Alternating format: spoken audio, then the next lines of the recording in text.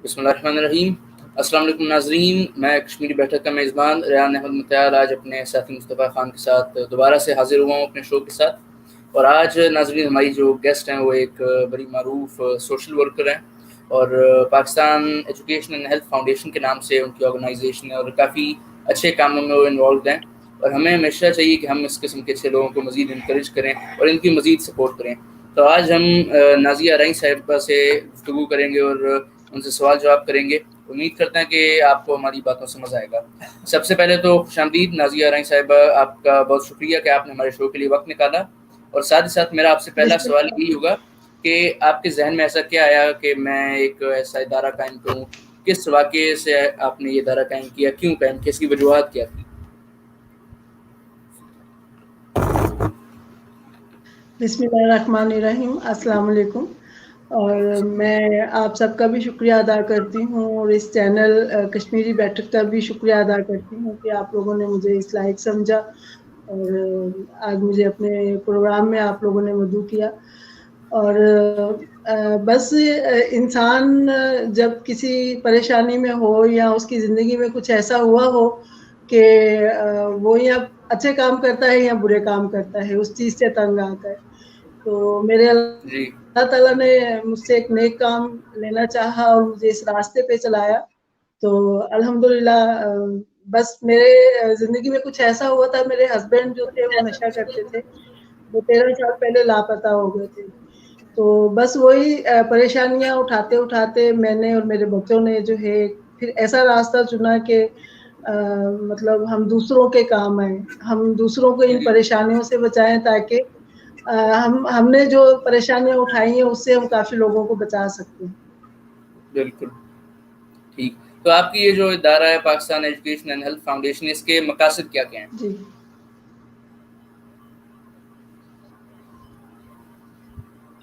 आपको आवाज़ आ रही है हमारी?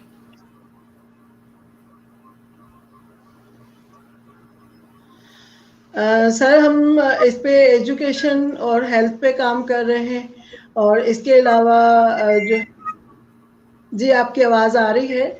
हम एजुकेशन और हेल्थ पे काम कर रहे हैं, इसके अलावा हम काफ़ी ऐसी ज़रूरतमंद फैमिलियाँ हैं उनको जैसे राशन डिस्ट्रीब्यूट करना, उनको मंथली पैकेज मतलब उनको पैसे देना ताकि वो अपने घर को सही तरीके से चला सकें। और इसमें हम हर बकरा ईद पे जो है वो कुर्बानीज़ वग़ैरह करते हैं ताकि ज़रूरतमंद जो एरिये हैं जहाँ पे कभी 1 साल के बाद भी गोश्त नहीं पकता है, वहाँ पर गोश्त जो है वो भेजते हैं हर घर के अंदर। इसके अलावा हम लोगों ने गाँव देहातों में जैसे लाहौर, पिंडी और डिगरी, मीरपुर ख़ास कराची, जामशोरों में हमने पानी के जो है वो बोर करवाए हैं, नलके लगवाए हैं और मतलब काफ़ी ऐसे लोग हैं जो बहुत ज़्यादा ज़रूरतमंद मरीज़ थे जो अपना इलाज नहीं करवा सकते थे, तो उनका बड़े पैमाने पे हमने इलाज भी करवाया। ठीक है। तो ये बताएँ कि जिस वक़्त आप ये इदारा बना रही थी, जब आपने बनाया इदारा, तो क्या-क्या मुश्किलात आपका कि किन-किन मुश्किलात का सामना करना पड़ा आपको? जी, सबसे पहले तो मुझे मुश्किलात आई थी क्योंकि मेरी अपनी कोई तालीम नहीं है, मेरी कोई एजुकेशन नहीं है, मैं कभी स्कूल नहीं गई थी। मुझे मेरी तालीम की वज़ह से बहुत ज़्यादा मुश्किलात आई। उसके बाद मेरे पास ऐसा कोई मतलब आमदनी का कोई ज़रिया नहीं था कि ये जो काम मैं शुरू करने जा रही हूँ, तो इसको कैसे मैं चलाऊँगी? और तीसरे नंबर पे मुझे मुश्किलात आई कि मेरे पास कोई सोर्स नहीं थे, कोई सिफ़ारिश नहीं थी, मेरे पास कोई जान-पहचान नहीं थी। और चौथे नंबर पे जो हर औरत को मुश्किल आती है मेरे ख़्याल में कि जब वो घर से निकलती है कुछ करने के लिए, काम करने के लिए, तो सबसे पहले उसको मतलब बातें सुननी पड़ती हैं, मुआशरे की बातें सुननी पड़ती हैं, जिसमें लोगों की भी होती हैं, मोहल्ले वालों की, घर वालों की, रिश्तेदारों की, तो ये सारी मुश्किलात मुझे बहुत ज़्यादा फेस करना पड़ी। लेकिन अल्हम्दुलिल्लाह मेरा मकसद नेक था, मेरा काम नेक था और मैं नेक नियति से बड़ी इज़्ज़त से ये काम कर रही थी। तो जो लोग मेरे खिलाफ थे, आज वो खुद मेरे साथ चलते हैं इस नेक काम के लिए। उसमें हमारे रिश्तेदार भी हैं, जानने वाले, पहचान वाले। सब अल्हम्दुलिल्लाह जब मेरी नेक नियति देखी और इस काम के अंदर मेरी कामयाबी देखी तो वो सब लोग मेरे साथ हैं। ٹھیک ہے، تو ابھی آپ کا جو ادارہ ہے Pakistan education and health foundation, یہ کس مقام پر کھڑا ہے، کس لیول پہ پہنچا ہے ابھی تک؟ سوری، میں نے کہا کہ آپ کا جو ادارہ ہے یہ ابھی 2013 میں قائم ہوا، تو ابھی یہ کس لیول پہ پہنچا ہے، کس مقام پہ ابھی یہ پہنچا ہے؟ یہ ماشاءاللہ سے میں نے اپنے گھر سے اس نیک کام کی شروعات کی تھی، ایک چھوٹے سے سلائی سینٹر سے، اور اپنے گھر کے اندر ہی ہم غریب بچوں کو فری ایجوکیشن دے رہے تھے، جو ہمارے محلے کے یا ارد گرد کے جو اسکول نہیں جاتے تھے. تو مجھے نہیں پتا تھا کہ یہ ایک بہت بڑا ادارہ بن جائے گا، اتنی بڑی این جی اوز بن جائے گی. مجھے اندازہ بھی نہیں تھا، کیونکہ مجھے تو این جی اوز کا نام بھی نہیں لینا آتا تھا، وہ بھی سیکھنے میں مجھے 1 مہینہ لگا کہ این جی اوز کہتے کیسے ہیں. تو الحمدللہ اب جو ہے ہمارا ضلع جام شورو میں ایک بہت بڑا اسکول چل رہا ہے، جس کے اندر تقریباً 140-60 کے قریب جو ہے وہ بچے ہیں، جن کو ہم فری ایجوکیشن دے رہے ہیں. اور ایک بہت بڑا جو ہے وہ اسکول بنایا ہے ہم نے. ان بچوں کو کھانا بھی دیا جا رہا ہے ایک ٹائم کا، ان کو مطلب جو یونیفارم، بیگز وغیرہ جو 1 سال کے بعد دیے جاتے ہیں وہ بھی ہم لوگ ہی دیتے ہیں. اور اس نیک کام میں ہمارے ساتھ جو ہے سب سے پہلے عبدالرافع خان صاحب جو کراچی سے ہیں اور ابوظہبی میں ہوتے ہیں، تو انہوں نے ہمارا ساتھ دیا، سرپرائز وزٹ کیا ہمارے چھوٹے سے اسکول کے اندر. تو انہوں نے گاؤں کے وڈیرے نے ہمیں پلاٹ دیا تھا، جو میں نہیں بنا سکتی تھی، لیکن عبدالرافع خان صاحب نے اپنے ماں باپ کے نام سے وہ اسکول تعمیر کروایا. اور جو جھگیوں میں رہنے والے بچے، جو بھیک مانگنے والے، کچرا چگنے والے، پہاڑ جی کے پتھر توڑنے والے بچے ہمارے اسکول میں پڑھتے تھے. تو ماشاء اب وہ اللہ، ماشاءاللہ سے عبدالرافع خان کے تعاون سے اس اسکول میں فری ایجوکیشن حاصل کر رہے ہیں. ماشاء اللہ. تو آپ کے مستقبل کے لیے کیا عزائم ہے، کہاں پر اس ادارے کو مزید آپ لے کے جانا چاہتی ہیں؟ الحمدللہ اسکول کے ساتھ ساتھ جو ہے ہمارا ایک چھوٹا سا ہاسپٹل بھی چل رہا ہے، ڈسپینسری ٹائپ، جس کو چلانے میں ہمارے ساتھ سن 2016 میں کینیڈا سے میر تبسم صاحب نے وزٹ کیا تھا. تو ان کا ہمارا کام، اسکول اور ہمارا ہاسپٹل اور ہمارا کام کرنے کا طریقہ بہت اچھا لگا. تو سن 2016 سے وہ ہمارا تعاون کر رہے ہیں ہمارے ساتھ. انہوں نے 2-3 وزٹ بھی کر لیے، ان کے دوستوں نے بھی وزٹ کیے. تو میر تبسم صاحب اور ان کی فیملی اور ان کے دوست جو ہے ہمارا جو ہاسپٹل ہے وہ پوری طرح سے وہ چلا رہے ہیں، اور اسکول کے اندر بھی تعاون کر رہے ہیں. اور ہم جو یہاں پہ فیملیز کو سپورٹ کر رہے ہیں جا کے گھروں میں، اور وہ بھی میر تبسم صاحب ہمیں سپورٹ کر رہے ہیں. اس کے بعد جو ہم سال کے بعد قربانیاں وغیرہ کرواتے ہیں، اس میں بھی ماشاءاللہ سے میر تبسم صاحب اور ان کے دوست اور ان کی فیملی ہماری سپورٹ کر رہے ہیں. اچھا، ماشاء اللہ، آپ کافی سارے اچھے کاموں سے آپ کا تعلق ہے، بڑا اچھا کام کری ہے آپ کا ادارہ. تو اب جب آپ کا ادارہ بن چکا ہے، آپ اسکول رن کرتے ہیں، اور جس طرح آپ نے کہا کہ کافی سارے شعبہ جات میں ماشاء اللہ آپ انوالوڈ ہیں، تو اب کیا کیا مشکلات کا سامنا کرنا پڑتا ہے آپ لوگوں کو؟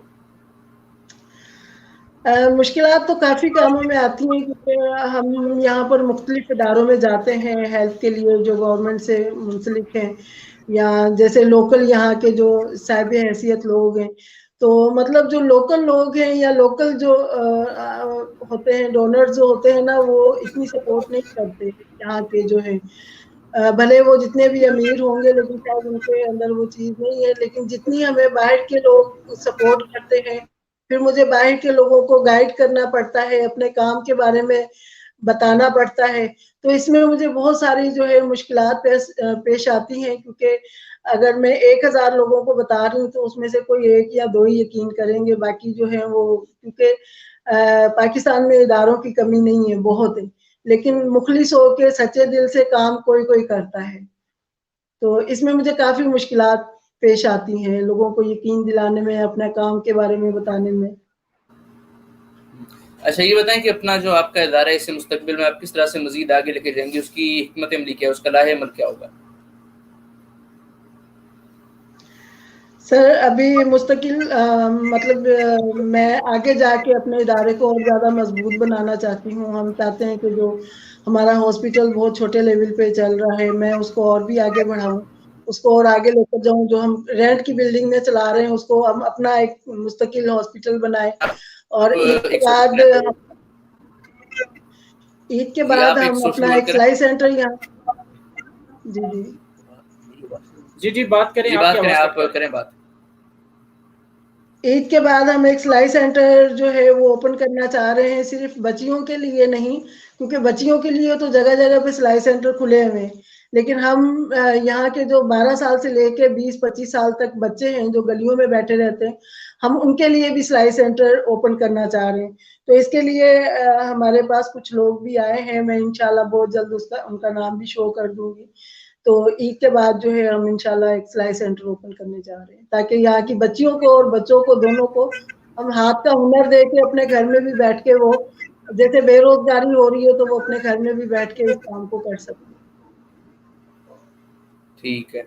अच्छा ये बताएं कि आप एक सोशल वर्कर हैं, आपका काफ़ी ज़बरदस्त इदारा है, काफ़ी अच्छा आप काम कर रही हैं, और कई सारे हमारे मुल्क में सोशल वर्कर्स मौजूद हैं जो इस किस्म के अच्छे कामों में मुख्तलिफ जगहों पे एक्टिव रहते हैं हमेशा। तो ये बताएं कि आप लोग जो सोशल वर्कर्स हैं उनका, आप लोग हमारे मुल्क की तामीर और तरक्की में किस तरह से हाथ डाल रहे हैं, किस तरह से अपना हिस्सा उसमें दे रहे हैं? सर मैं ये समझती हूँ कि हम जो ये अपना सोशल वर्क कर रहे हैं तो ये हम अपने मुल्क के लिए ही कर रहे हैं, हम अपने पाकिस्तानियों के लिए कर रहे हैं, क्योंकि जो काम बड़े इदारों के करने वाले हैं, गवर्नमेंट के करने वाले हैं, वो काम हम जैसे जो है सोशल वर्क कर रहे हैं, तो ये हमारे पाकिस्तान का ही हिस्सा है, हम उसके लिए कर रहे हैं, अपने पाकिस्तान के अवाम के लिए कर रहे हैं। ठीक है, तो ये बताएं कि हमारा जो मुल्क है, हमारे मुल्क में काफ़ी ज़्यादातर फ़राद जो है वो गरीब लोग हैं, तो हमारे मुल्क में किस तरह से आखिर इस गुर्बत को ख़त्म किया जाए? इस गुर्बत को ख़त्म करने के लिए हमें सबसे पहले तो तालीम बहुत ज़रूरी है, ज़्यादा नहीं तो हम 5 तक तो अपने बच्चों को तालीम दें, क्योंकि उनको 5वीं तक आते-आते उनको कुछ ना कुछ उठने बैठने की तमीज़ और ये शऊर आ जाता है। उसके दूसरे नंबर पे हम बेरोज़गारी को ख़त्म करें, अपने बच्चे और बच्चियों के हाथ में हुनर दे के, भले कोई मामूली सा हुनर हो, ताकि वो अपने घर, गली, मोहल्ले से ही अपना रोजगार चलाएं और अपनी बेरोजगारी खत्म करें। और इनमें शऊर की जो कमी है, हमें सबसे पहले अपने बच्चे बच्चियों में, बुजुर्गों में भी और बड़ों में भी शऊर देना चाहिए इस चीज के मुतालिक। अगर हमारे पाकिस्तान के अवाम में हर बच्चे के हाथ में हुनर आ जाएगा तालीम के साथ, तो बेरोजगारी खत्म हो सकती है। ठीक, ये बताएं कि आपने माशाल्लाह काफ़ी सारे प्रोजेक्ट्स किए हैं, तो इन तमाम अपने प्रोजेक्ट्स चाहिए, तो उससे आपने क्या सीखा है? मैंने ये सीखा है कि जब तक आपके अंदर हिम्मत है और आप खुद अपने काम को आगे लेकर चल रहे हो, तो समझो एक आप कामयाब इंसान हो। अगर आप खुद डर रहे हो, आपने खुद ने हिम्मत नहीं की और आप दूसरों की तरफ देख रहे हो, तो आपको इंसान भी का नाकाम करेंगे, और मेरे ख्याल में अल्लाह की ज़ात भी आपको फिर उस तरह सपोर्ट नहीं करेगी कि जिस तरह से हमें कामयाब होना चाहिए। ठीक है, हमें खुद को शुक्रिया। हिम्मत करनी चाहिए। अब जो मेरे साथी मुस्तफ़ा खान है वो आपसे चंद सवाल जवाब करेंगे। जी सर। जी, सबसे पहले बहुत शुक्रिया आपके वक्त का। उसके बाद जज़ाकल्लाह। आपके काम के हवाले से कुछ मुझे कुछ मालूमात तो हैं, इंट्रैक्शन है कुछ थोड़ा बहुत, चूँकि ये एक ऐसा मिशन है जो इंसानियत की खिदमत के मिशन के लिए कुछ लोगों को अल्लाह ने चुना होता है, और उसमें से एक आप भी हैं। और फिर ये बहुत बड़ी बात होती है कि एक ऐसे माशरे और ऐसे मुल्क में रह के, डोमिनेटिंग सोसाइटी में रह के ख़ातून का इस तरह के काम में अपना नाम बनाना, तो ये बड़ी हिम्मत की बात है। तो थोड़ा सा ये है कि आप ये बताएं कि पाकिस्तान में जो लोग सोशल वर्क कर रहे हैं, या ख़वातीन स्पेशली मैं बात करूँगा, जो ख़वातीन इस सारे शोबे से मुंसलिक हैं, उनको उनकी प्रॉब्लम से थोड़ा बहुत तो हम आगाह हैं ही हैं, और हमें भी कुछ इस चीज़ का इदराक है। तो आप क्या समझते हैं कि हुकूमत को या जो हुकाम बाला हैं, उनको आप क्या मैसेज देंगे इन सारी चीज़ों का अजाला करने के लिए, कि ताकि जो लोग कुछ काम करना चाहते हैं, क्योंकि सोसाइटियाँ ही काम करती हैं, कम्युनिटी काम करती है, सारे काम हुकूमत के भी करने के नहीं होते, लेकिन हुकूमत से आप क्या कहेंगे कि वो इन सारी चीज़ों को करने के लिए किन किन चीज़ों का जो है वो इम्प्लीमेंटेशन ज़रूरी है हमारे माशरे में, हमारे मुल्क में, हमारी सोसाइटी में?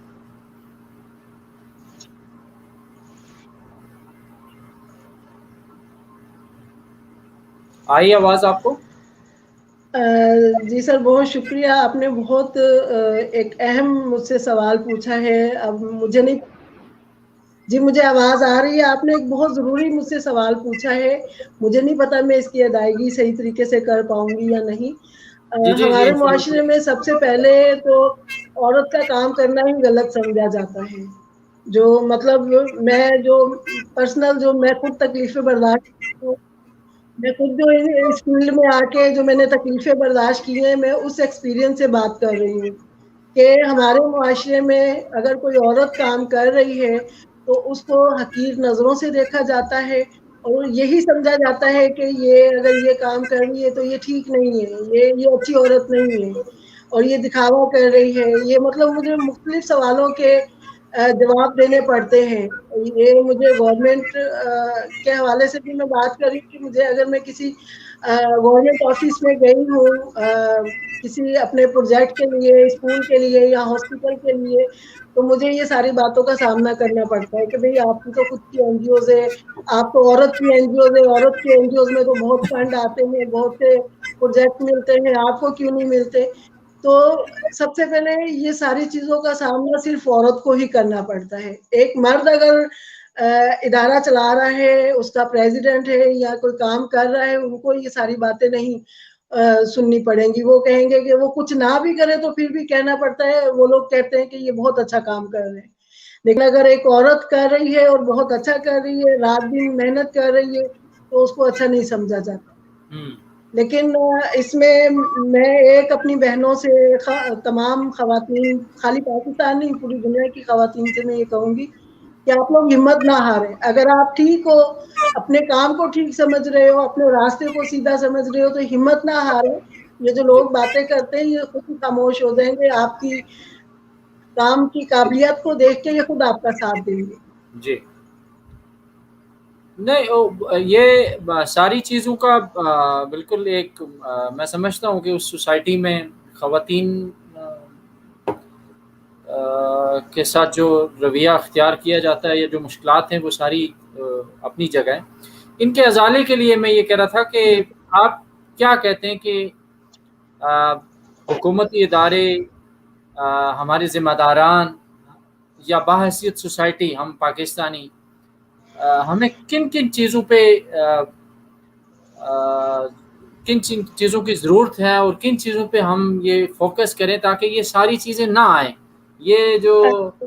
डिस्क्रिमिनेशन होती है, ये जो तासुब है कि जी खातून कुछ नहीं कर सकती, जबकि हमारी मुल्क की 45% जो है वो 50% के करीब जो है वो आबादी ख़वातीन की है और बड़ी बिल्कुल, बिल्कुल। माशाल्लाह हमारी ख़वातीन ने दुनिया में हर शोबे में मकाम हर हर जगह उन्होंने अपना मकाम बनाया, चाहे वो सोशल वर्क था, चाहे वो एजुकेशन था, चाहे वो किसी भी प्रोफेशनल लाइफ में थी।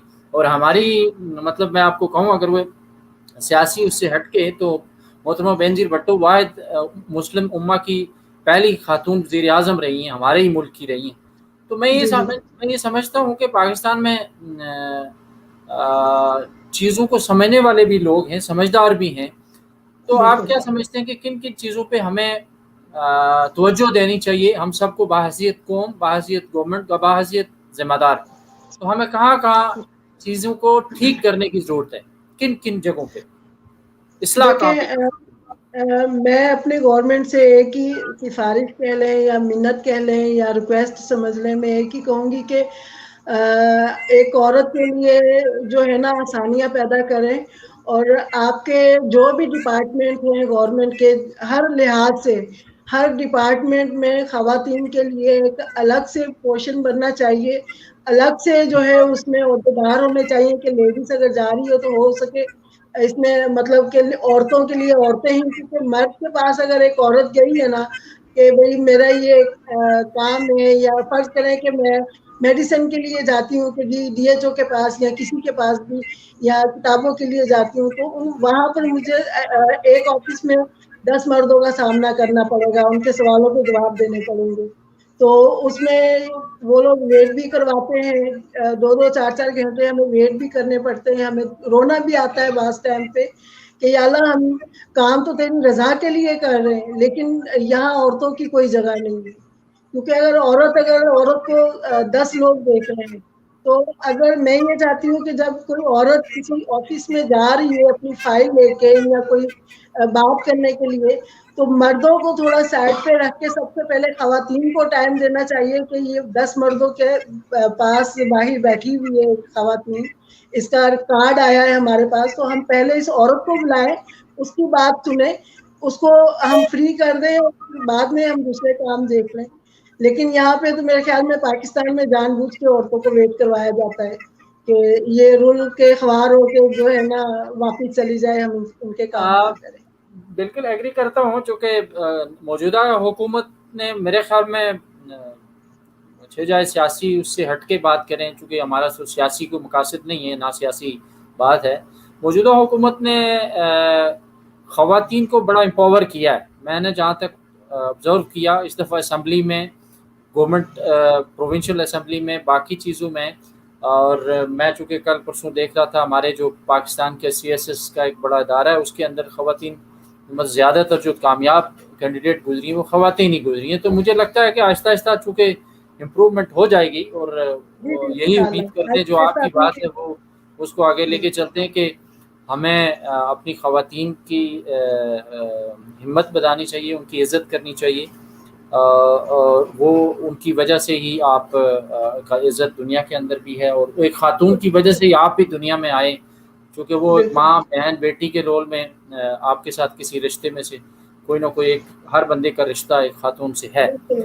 तो आप ये बताएं कि आपका जो इदारा है, इस इदारे को आप मुस्तकबिल में आप, चूँकि आपने एक स्ट्रगल किया है, जबकि जैसे आपने मेंशन किया कि आपने इसको 2013 में बनाया, प्रॉब्लम्स हुई, आज 2021 हो गया, तो 7-8 साल हो गए आपने इसको स्ट्रगल करके एक बुनियाद आपने रख दी इसकी, और आप समझ लें कि पाया तकमील के मराहिल में है।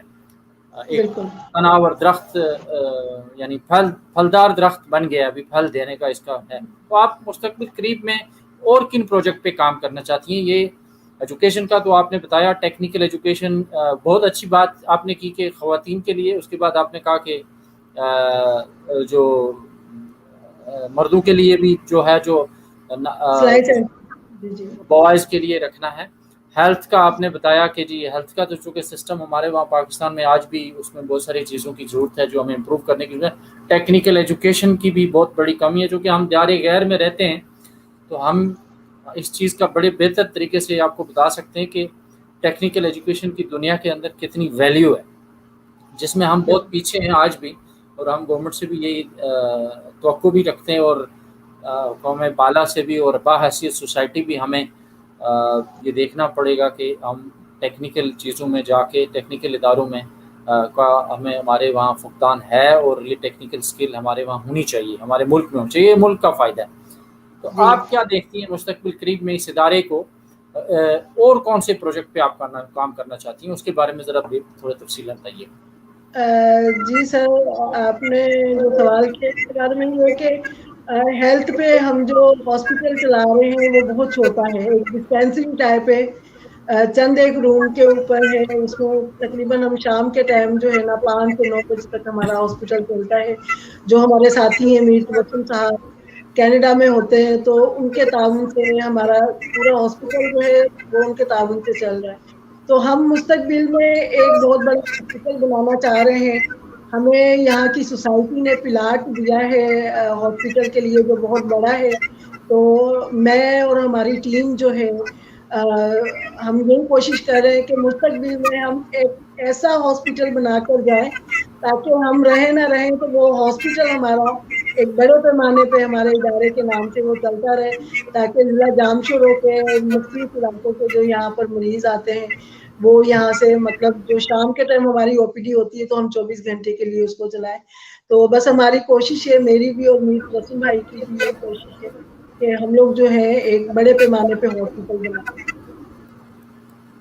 ठीक ठीक, دیکھیں یہاں ایک اور اچھی بات بھی ہے، جیسے آپ نے مینشن کیا کہ آپ کے ساتھ، دیکھیں دنیا میں اچھے لوگوں کا جو ہے اسی کی وجہ سے دنیا قائم ہے، تو آپ کے ساتھ بھی کچھ لوگ جو جڑے ہوئے ہیں وہ بھی اسی سوسائٹی کا حصہ ہیں. دیکھیں ان کی وجہ سے آپ کا ادارہ ماشاءاللہ چل رہا ہے، اور کئی اور بھی لوگ جو آپ سے منسلک ہوں گے، ایسے ہی لوگوں کی وجہ سے یہ دنیا بھی قائم ہے، ادارے بھی قائم ہوتے ہیں، اور معاشرے میں عزت بھی رکھتے ہیں.